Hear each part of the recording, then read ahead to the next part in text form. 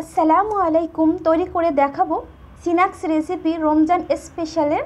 আর এই স্ন্যাক্স এতটা ক্রিসপি, পুরে ভরা, খেতে কিন্তু অনেক মজা।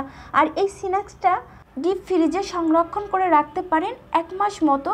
যেহেতু সামনে রমজান, এই রমজানে আপনারা এই স্ন্যাক্সটি তৈরি করে রাখতে পারেন। আর এই স্ন্যাক্সটি তৈরি করা অনেক সহজ, আপনারা কিন্তু বাসায় ঝটপট এই স্ন্যাক্সটি তৈরি করে ফেলতে পারেন। তো আমার তৈরি করতে যা যা লাগছে সেটাই আজ আমি আপনাদের দেখাবো। তো চলুন, এখানে আমি ফ্রাই প্যানে পানি নিব পর্যাপ্ত পরিমাণে। আর এখানে আমি 2টা আলু নিয়েছি এবং একটা ডিম নিয়েছি। নিয়ে আমি ঢাকনাটা দিয়ে ঢেকে রেখে দেব সিদ্ধ হওয়া পর্যন্ত। যখন এরকম সিদ্ধ হয়ে যাবে আমি ঢাকনাটা তুলে আমি একটু চেক করে নিচ্ছি। দেখেন কতটা সুন্দরভাবে হয়েছে।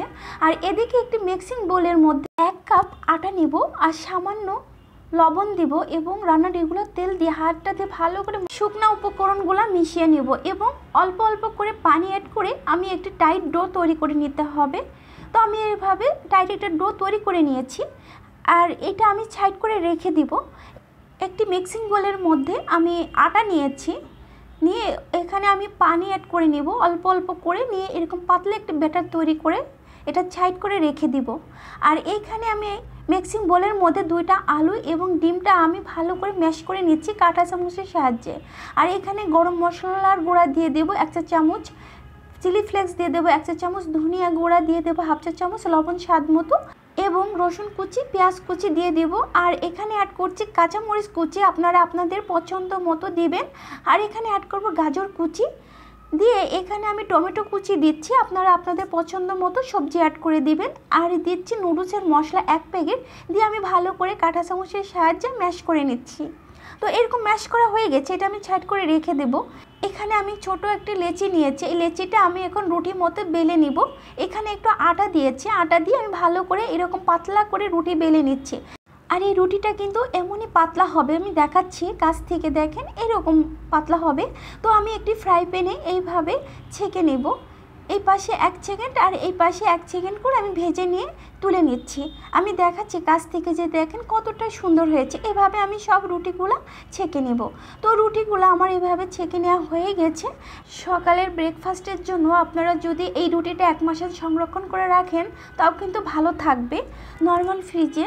তো আমি এইভাবে রুটিগুলা সাইড থেকে যে অংশটা আছে আঁকা বাঁকা সেগুলো আমি সাইড থেকে কেটে নিচ্ছি।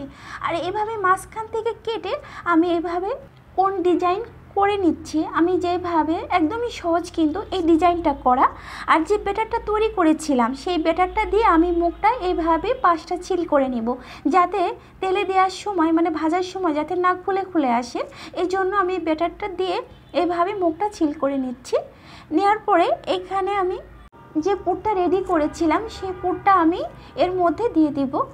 অল্প অল্প করে আমি এইভাবে দিয়ে দিচ্ছি। তো হাতটা দিয়ে আমি ভালো করে একটু চেপে চেপে বসিয়ে নিচ্ছি যাতে তেলে দেওয়ার সময় যাতে না খুলে যায় এর জন্য। আর যে ব্যাটারটা তৈরি করেছিলাম এখানে আমি দিয়ে দিচ্ছি। এইভাবে লাগানোর পরে আমি ব্রেড ক্রাম্ব দিয়ে এভাবে কোট করে নিচ্ছি।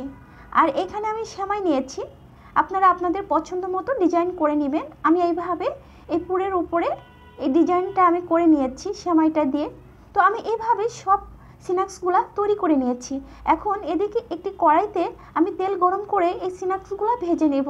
উল্টিয়ে পাল্টিয়ে যখন একটু লাল লাল হবে তখন আমি স্ন্যাক্সগুলো তুলে নেব। ভিডিওটি ভালো লাগলে আমার চ্যানেলটাকে সাবস্ক্রাইব করে নেবেন। একটি টিস্যুর উপরে আমি এই স্ন্যাক্সগুলো তুলে নেব যাতে এক্সট্রা তেলটা থাকে সেটা যাতে টেনে নেয় এই জন্য। তো আমি এইভাবে সব স্ন্যাক্সগুলো তৈরি করে নিয়ে এসেছি। এই রমজানে আপনারা সংরক্ষণ করে রাখতে পারেন তৈরি করে এই স্ন্যাক্সটি 1 সপ্তাহ মতো। তো কতটা ক্রিস্পি আর কতটা পুরে ভরা, আশা করি আমার ভিডিওটি আপনাদের ভালো লেগেছে। আল্লাহ হাফেজ, আসসালামু আলাইকুম।